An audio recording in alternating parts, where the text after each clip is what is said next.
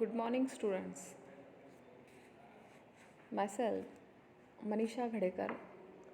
I am your English teacher, and in this lecture, we are going to start 12th English syllabus. In that syllabus, we are going to study the section number 4, novel. 4.1, history of novel. Today we are going to studying history of novel. आज आपण बघणार आहोत history of novel, कादंबरीचा इतिहास. Novel म्हणजेच कादंबरी, आणि या कादंबरीचा भारतातील किंवा जगातील इतिहास कशा पद्धतीचा आहे तो आज आपल्याला अभ्यासायचा आहे. या ठिकाणी आपण या प्रकरणामध्ये आपण बघतोय की इतिहासाबद्दल बरीचशी माहिती दिलेली आहे. तसेच काही एलिमेंट्स ऑफ नॉवेलसुद्धा आपल्याला स्टडी करायचे आहेत, ज्यामध्ये नॉवेलचे महत्त्वाचे घटक कुठले कुठले असतील ते आपण शिकणार आहोत. तसंच टाईप्स ऑफ नॉवेल या इथेसुद्धा या टॉपिकमध्ये सुद्धा आपल्याला नॉवेलचे वेगवेगळे प्रकार अभ्यासायचे आहेत.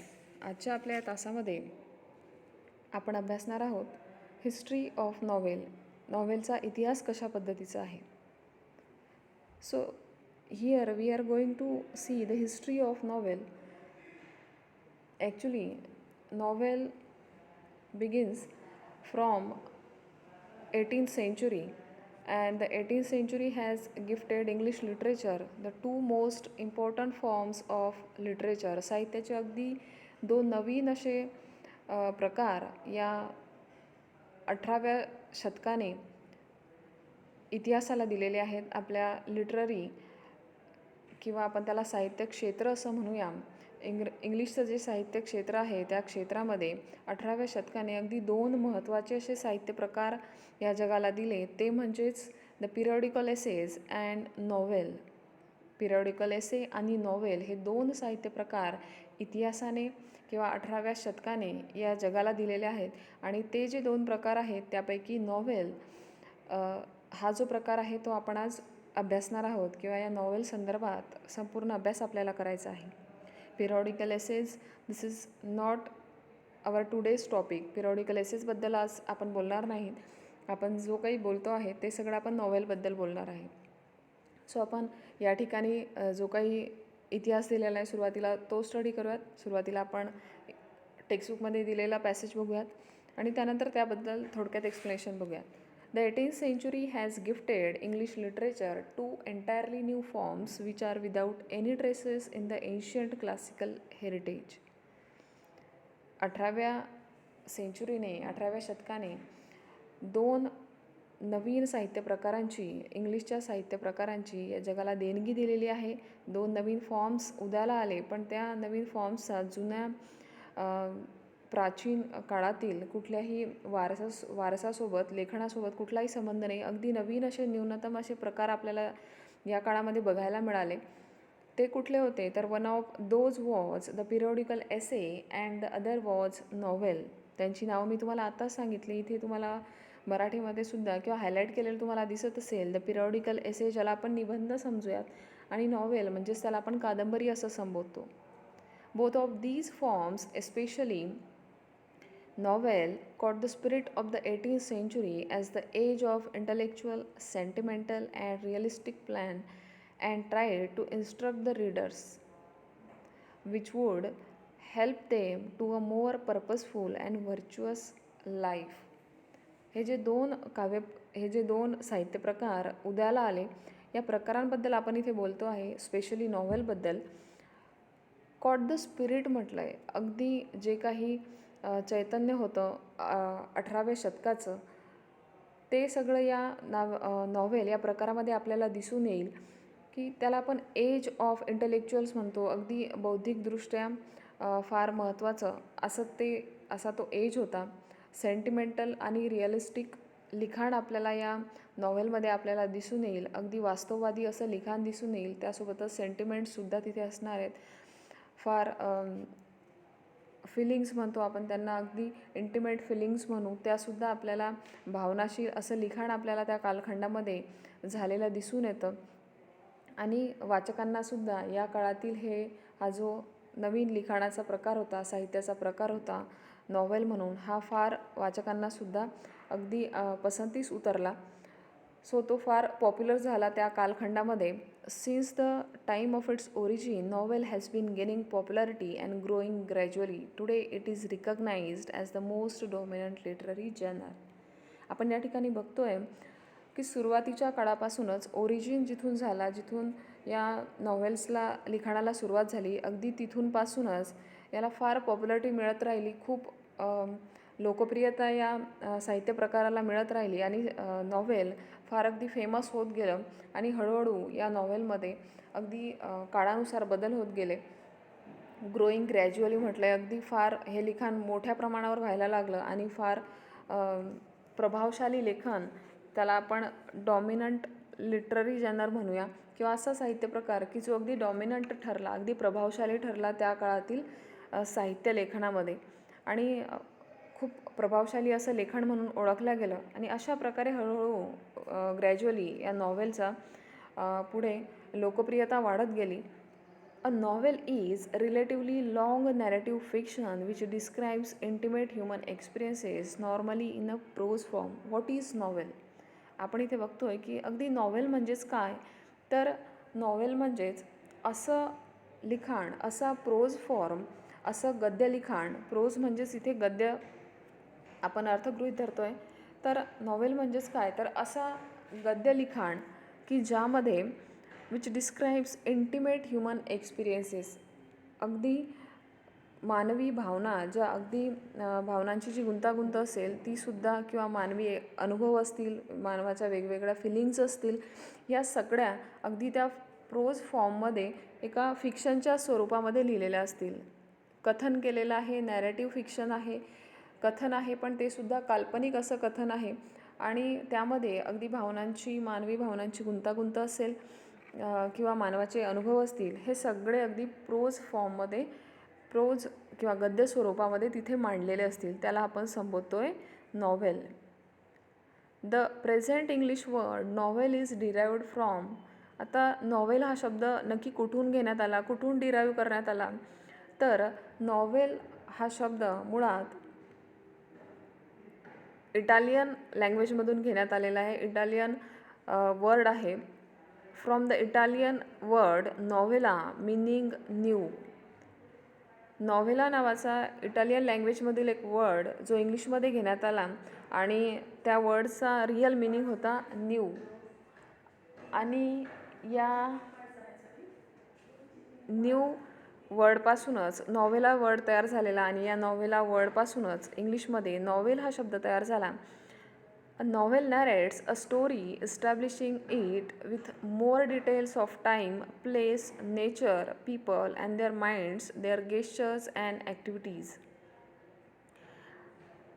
आणि या नॉव्हेलचं ज्यावेळेस लिखाण केलं गेलं, त्यावेळेस जी काही स्टोरी तयार करण्यात आली, जी काही कथा नॅरेट केली जात होती, ज्या कथेचं कथन केलं जात होतं, त्या कथेमध्ये महत्त्व दिलं गेलं होतं टाईम, प्लेस, नेचर, पीपल, व्यक्ती असतील, त्या व्यक्तींचे स्वभाव असतील, ठिकाण असेल, प्रसंग असेल, त्या लोकांचे थिंकिंग असेल, त्यांचे गेस्चर्स असतील, त्यांचे हावभाव असतील, त्यांनी केलेल्या कृती असतील, या सगळ्या गोष्टींना या नॉव्हेलमध्ये अगदी सूत्रबद्ध रीतीने मांडण्यात येत होतं. It creates the picture of the society of that time. आणि खऱ्या अर्थाने नॉव्हेल म्हणजेच काय, कादंबरी म्हणजेच काय, तर त्या काळाचं, त्या काळातील समाजाचं एक प्रकारे प्रतिबिंब होतं. पिक्चर ऑफ द सोसायटी म्हणूया आपण त्याला, समाजाचं एक चित्र होतं जे या नॉव्हेलमध्ये उभं करण्यात येत होतं. समाजामध्ये घडणाऱ्या घडामोडी असतील, अनुभवास येणारे प्रसंग असतील, हे सगळे त्या नॉव्हेलमध्ये एक प्रकारे गुंफण्यात येत होते. Novel makes life easier to understand than in drama and poetry. आणि खऱ्या अर्थाने 18व्या शतकातील लोकांसाठी ड्रामा आणि पोएट्रीला समजून घेण्यापेक्षा नॉव्हेल हे फार इझी होतं, समजून घेण्यासाठी सोपं होतं. In modern era novel has adopted literary prose. आणि या नवीन कालखंडामध्ये या नॉव्हेल या साहित्य प्रकाराला एक लिटररी प्रोज म्हणून मान्यता मिळाली आणि सर्व लोकांमध्ये आणि लोकप्रियता मिळवली.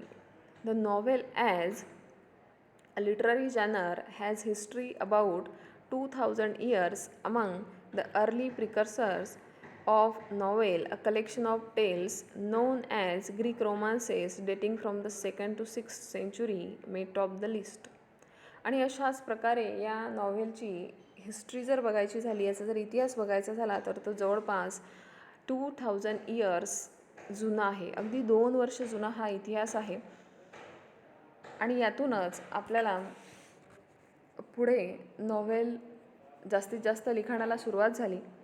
Imaginative and delightful stories of ideal love and marvellous adventures profoundly affected the creative writing of the next 1000 years. आणि पुढील काही वर्षांमध्ये सुद्धा अशाच पद्धतीचं लिखाण होत राहिलं, ज्यामध्ये लव्ह अफेअर्स असतील किंवा ॲडव्हेंचर्स असतील, अशा पद्धतीचे बरेचसे विषय यामध्ये हाताळले जाऊ लागले. Through novel in the modern era usually makes use of a literary prose. The earlier threads of the genres can be found in Virgil's eclogues or Mallory's Morte the Author or Geoffrey Chaucer's the Canterbury Tales. या ठिकाणी आपल्याला काही नॉवेल्सची नावं दिसत आहेत आणि काही लेखकांची सुद्धा नावं आपण इथे बघू शकतो. अशाच पद्धतीने पुढे नॉवेलचं लिखाण होत राहिलं. सर्वात पहिलं ज्याला आपण असं संबोधूयात की which is the first novel in the world. हा प्रश्नसुद्धा अतिशय महत्त्वाचा आहे की जगातील सर्वात प्रथम लिहिलं गेलेलं नॉव्हेल कुठलं. Murasaki Shikibu's Tale of Genji. Murasaki Shikibu was written the first novel in the world, Tale of Genji. It is written in 1010, has been described as the world's first novel. This novel is the world's first novel which is written by Murasaki Shikibu. This point is most important in this chapter. हा जो point आपण सध्या अभ्यासतो आहे which is the first novel in the world, हा अतिशय महत्त्वाचा आहे. Note करण्यासारखा पॉईंट आहे की जगातील पहिलं नॉवेल कुठलं आणि ते नॉवेल कोणी लिहिलेलं होतं. त्याच पद्धतीने द टेल ऑफ गेंजी हे नॉवेल मुरासाकी शिकिबू यांनी 1010 साली लिहिलेलं होतं. त्यांच्याकडनं या नॉवेलचं लिखाण केलं गेलं. तसंच युरोपमधील फर्स्ट नॉवेल कुठलं म्हटलं जातं. युरोपामध्ये ज्या काही लिखाणाला सुरुवात झालेली होती, खऱ्या अर्थाने इंग्लिश लिटरेचरला सुरुवात युरोपमध्ये झाली. आणि या युरोपमधील सगळ्यात पहिलं नॉवेल कुठलं गणलं जातं तर Don Quixote by Spanish writer Miguel de Cervantes. Miguel de Cervantes या स्पॅनिश रायटरने लिहिलेलं डॉन क्विझोट नावाचं जे नॉवेल आहे ते युरोपमधील फर्स्ट नॉवेल म्हणून ओळखलं जातं. आणि हे जे नॉव्हेल आहे ते 2 पार्टमध्ये पब्लिश करण्यात आलेलं होतं बिटवीन 1605 अँड 1615. 1605 ते 1615च्या दरम्यान 2 पार्टमध्ये हे नॉव्हेल पब्लिश करण्यात आलेलं होतं. And in the 18th century the appearance of newspaper magazine attracted a large number of readers from the middle class. आणि खऱ्या अर्थाने हे जे नॉव्हेल्स आहे एकामागून एक पब्लिश होत आहेत आणि या नॉवेल्सला मोठ्या प्रमाणामध्ये प्रसिद्धी मिळते आहे, पॉप्युलॅरिटी मिळते आहे. याच्या मागील मेन रिझन काय तर या ठिकाणी आपल्याला दिसतं आहे की या नॉवेल्सच्या पब्लिसिटी मागे जे काही रिझन आहे ते मुळात हे आहे की त्या काळामध्ये 18व्या शतकामध्ये जे काही मोठमोठे इंडस्ट्रीज असतील त्यांची जी डेव्हलपमेंट झाली, या काळामध्ये मोठमोठ्या मशीन्स असतील त्यांचे इन्व्हेन्शन झाले आणि यामुळे बरीच जी लोकं होती त्यांचं काम करूनसुद्धा त्यांना फ्री टाईम मिळायला लागला. आणि या फ्री टाईममुळेच कुठेतरी लोकांना वाचनासाठी रीडिंगसाठी वेळ मिळायला लागला. आणि मिडल क्लास पीपल जो फार मोठा वर्ग होता तो खऱ्या अर्थाने रीडिंगकडे वळला.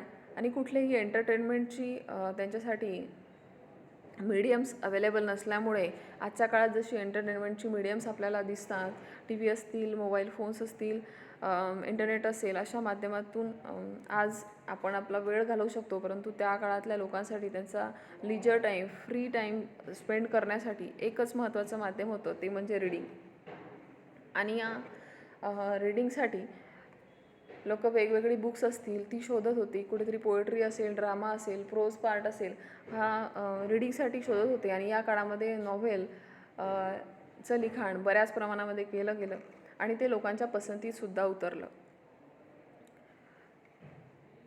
आणि त्यामुळेच appearance of newspaper magazine attracted a large number of readers from the middle class. आणि खऱ्या अर्थाने न्यूजपेपर असेल, मासिकं असतील, यांच्या थ्रू लोक अट्रॅक्ट झाली. रीडर्स जे होते, मिडल क्लास पीपल्स जी होती, ती खऱ्या अर्थाने याकडे अट्रॅक्ट झाली, आकर्षित झाली. And these new readers had little interest in the romances and tragedies. आणि या लोकांना लिखाणामध्ये रोमांस असेल, ट्रॅजेडी असतील, हे विषय त्या लिखाणामध्ये लोकांच्या पसंतीस उतरले. Which are appreciated by upper class. आणि काही स्पेसिफिक सब्जेक्ट होते जे अप्पर क्लास लोक रीड करायचे mostly. Thus need for new type of literature arose that would express the new ideas of the 18th century. आणि एका वेगळ्या प्रकारच्या साहित्याचं लिखाण त्या काळामध्ये व्हायला लागलं. आणि वेगवेगळे विषय या लिखाणामध्ये जे काही लेखक होते, रायटर्स होते, नॉव्हेलिस्ट होते, ते हाताळायला लागले. The 18th century's new literature was characterised by the spirit of realism and denial of romantic features like enthusiasm, passion and imagination. आणि एका नवीन स्फूर्तीने, एका नवीन इंथुझियाझमसोबत, एका नवीन प्रेरणेने, एका पॅशनने, वेगवेगळ्या कल्पना लक्षात घेऊन, इमॅजिनेशन डोळ्यासमोर ठेवून हे लिखाण व्हायला लागलं. And the foreground for the novel was prepared all these factors. आणि एक प्रकारे एक फार मोठं एक ग्राउंड तयार झालं या सगळ्या लिखाणासाठी, नॉव्हेलसाठी. आणि after 1740 novel originated as a literary form in England. आणि खऱ्या अर्थाने 1740 नंतर उदय झाला, ओरिजिन झाला या लिटररी फॉर्मचा इंग्लंडमध्ये. And increase in trade and commerce along with the industrial revolution had given rise to the middle class. आणि आत्ताच तुम्हाला सांगितल्याप्रमाणे खऱ्या अर्थाने खूप मोठ्या प्रमाणात वाढ झालेली होती व्यापार आणि कॉमर्सच्या क्षेत्रामध्ये. Along with the industrial revolution, औद्योगाच्या क्षेत्रामध्येही फार मोठी क्रांती घडून आली. आणि या सगळ्या औद्योगिक क्रांतीमुळे खऱ्या अर्थाने मिडल क्लास लोक या रीडिंगकडे वळली. A class of people has emerge to occupy and elite status. आणि खऱ्या अर्थाने लोक एक वरचा दर्जा मिळवण्यासाठी, एक अप्पर क्लास मिळवण्यासाठी, एक उच्चभ्रू दर्जा मिळवण्यासाठी प्रयत्न करत होते. The realistic picture of everyday life and problems of common people depicted in the novels appealed to the newly educated class and was regarded by them as respectable reading material. आणि खऱ्या अर्थाने कुठेतरी एका रिस्पेक्टेबल असं reading material त्यांच्यासाठी available होत होतं. आणि यामध्ये त्यांनी लोकांनी पोएट्री आणि ड्रामापेक्षा नॉवेल सेक्शनला खऱ्या अर्थाने त्यांनी त्यांची पसंती दाखवली. आणि एज्युकेटेड क्लास जो काही होता तो सगळा या नॉव्हेल रीडिंगकडे वळला.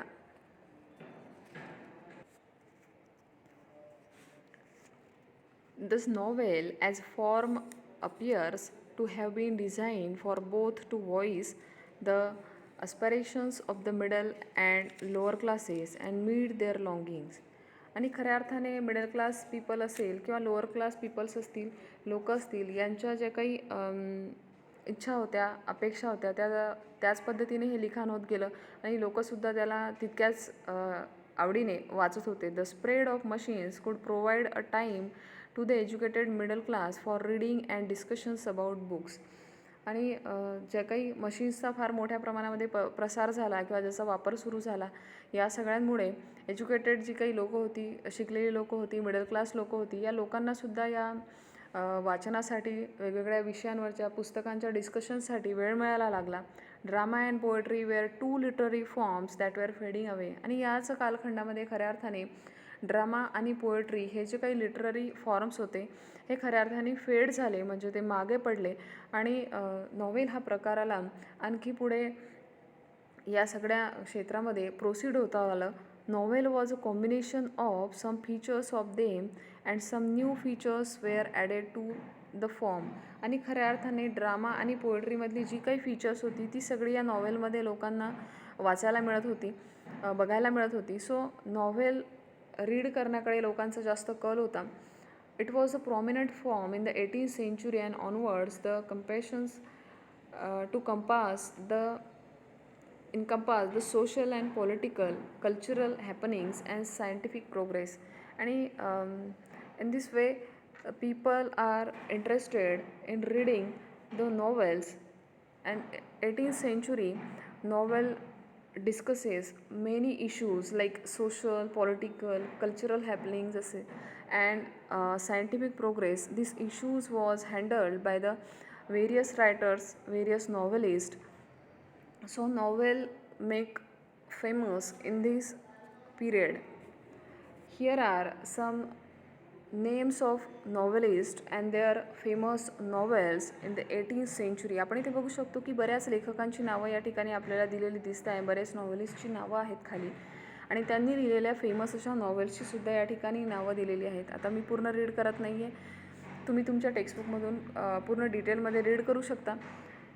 हेनरी फिल्डिंग असेल, लॉरेन्स स्टर्न असेल, टोबियास स्मॉलेट, त्याचबरोबर चार्ल्स डिकेन्स आहे, वॉल्टर स्कॉट आहे, नॅथनियल हॅथॉर्न आहे. असे बरेचशी फेमस अशा लेखकांची नावं या ठिकाणी आपण वाचू शकतो आहे. त्याचबरोबर the contribution of women novelist to this great pageant can not be neglected. Women नॉव्हेलिस्टचं सुद्धा कंट्रीब्युशन या ठिकाणी आपल्याला इंग्लिश लिटरेचरमध्ये लक्षात घ्यावं लागेल. The novel of manners, Evelyn by Frances Burney, Gothic novels by Ann Radcliffe. आता या ठिकाणी आपल्याला काही नॉव्हेलिस्टची नावं दिसत आहेत, त्यांनी लिहिलेल्या नॉवेल्सची नावं दिसत आहेत. तर एव्हलिन हे नॉवेल फेमस असं नॉवेल लिहिणाऱ्या होत्या. फ्रान्सिस बर्ने या नॉव्हेलिस्टने, या लेडी नॉव्हेलिस्टने हे नॉवेल लिहिलेलं होतं. त्याचबरोबर गथिक नॉवेलचं लिखाण केलं गेलं होतं Ann Radcliffe. This novel is based on a science of age the science of age Frankenstein by Mary Shelley R landmark novels. आता काही नॉवेल्स जी आहेत ती अगदी इंग्लिश लिटरेचरमध्ये अगदी लँडमार्क म्हणून ओळखली जातात, की त्या नॉवेल्सला अगदी बेस्ट असं समजलं जातं, मास्टरपीस समजलं जातं. तर अशा पद्धतीची बरीच नॉवेल्स या लेडी नॉव्हेलिस्टने सुद्धा लिहिलेली आहेत. त्याच पद्धतीने इथे सर्व लेडी नॉव्हेलिस्टच्या नावं दिलेली आहेत, त्यांनी केलेल्या लिखाणाबद्दलची माहिती दिलेली आहे. पुढे आपण पुढच्या टॉपिककडे वळतो आहे. This is Indian scenario. This topic is most important in this chapter. Rajmohan's Wife by Bankim Chandra Chattopadhyay, serialized in the Indian field, was the first novel in English written by an Indian. English लिटरेचरमध्ये, English साहित्यामध्ये लिहिलं गेलेलं सर्वात प्रथम, अगदी सगळ्यात first असं English novel लिहिलं गेलं होतं राजमोहन्स वाईफ नावाचं, आणि हे लिहिलेलं होतं बंकिम चंद्र चट्टोपाध्याय यांनी. हा पॉईंटसुद्धा अगदी अतिशय महत्त्वाचा आहे. Rajmohan's wife written by Bankim Chandra Chattopadhyay. The period after that is mark bye new more novels written by the Indian writers. आणि या पिरियडनंतर बऱ्याच इंडियन रायटर्सने, बऱ्याच भारतीय नॉव्हेलिस्टने, कादंबरीकारांनी अनेक अशा कादंबऱ्या लिखाणाला सुरुवात केली. And this novels bore either nationalistic virtues or social issues as their main framework. आणि भारतीय मूल्यांना महत्त्व देणारी अशी बरीचशी नॉवेल त्या कालखंडामध्ये लिहिल्या गेली. And some famous Indian novelist are Mulk Raj Anand, R.K. Narayan, Raja Rao were the major trio who prevailed in the period after that. आणि खऱ्या अर्थाने हे जे 3 लेखक आहेत या ठिकाणी लिहिलेले 3 नॉव्हेलिस्ट आहे, मुल्कराज आनंद, R.K. नारायण, राजाराव, यांना ट्रायो म्हटलं. या तिघांनी या लेखनाच्या परंपरेला खऱ्या अर्थाने पुढे नेलं आणि यांनी बरीचशी नॉव्हेल त्या कालखंडामध्ये लिहिली. आर के नारायण यांचं नाव तुम्ही ऐकलं असेल.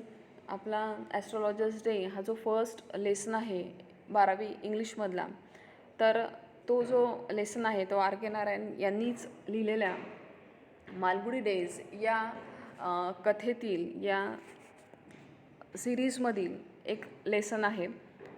तसंच novelist like Anita Desai, Nayantara Sahgal, Arun Joshi, Manohar Madgulkar change the current of Indian English novel through their work. आणि कुठेतरी या लिखाणाला आणखी एक वेगळं वळण देण्याचं काम त्या कालखंडातील अनेक या लेखकांनी केलं, या नॉव्हेलिस्टनी केलं. आणि अशाच पद्धतीने जे काही इंग्लिश लिखाण आहे, इंग्लिश नॉव्हेलचं लिखाण आहे, ते अशाच पद्धतीने समृद्ध होत गेलं. आणि रिसेंट इयर्समध्ये गेल्या काही वर्षातसुद्धा अशाच पद्धतीचं डॅझलिंग परफॉर्मन्स, अगदी या लेखनाला डॅझल करणारा असा performance by Indian novelist like Salman Rushdie, Aravind Adiga, Arundhati Roy, Kiran Desai and Kiran Nagarkar या लेखकांनी केलेलं आहे. ही जी इंग्लिश लेखनाची किंवा the tradition of Indian English novel has undergone a vital change in its since its birth and it has undoubtedly very bright future. आणि या लिखाणाला फार अशी सुंदर असं भविष्य असणार आहे. खूप सुंदर असं लिखाण या इंडियन लेखकांच्या लिखाणाला आहे. तर अशा पद्धतीने आपण आज इथे नॉव्हेल या प्रकाराचं किंवा नॉव्हेलचं आपण हिस्ट्री अभ्यासली. पुढच्या आपल्या तासामध्ये आपण एलिमेंट्स ऑफ नॉव्हेल हा घटक अभ्यासणार आहोत. सो आजच्या आपल्या लेक्चरमध्ये आपण इथेच थांबतो आहे. So we are going to stop here, and in our next lecture we are going to study a new topic, that is elements of novel or novella.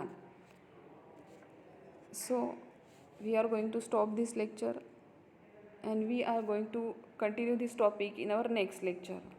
Thank you.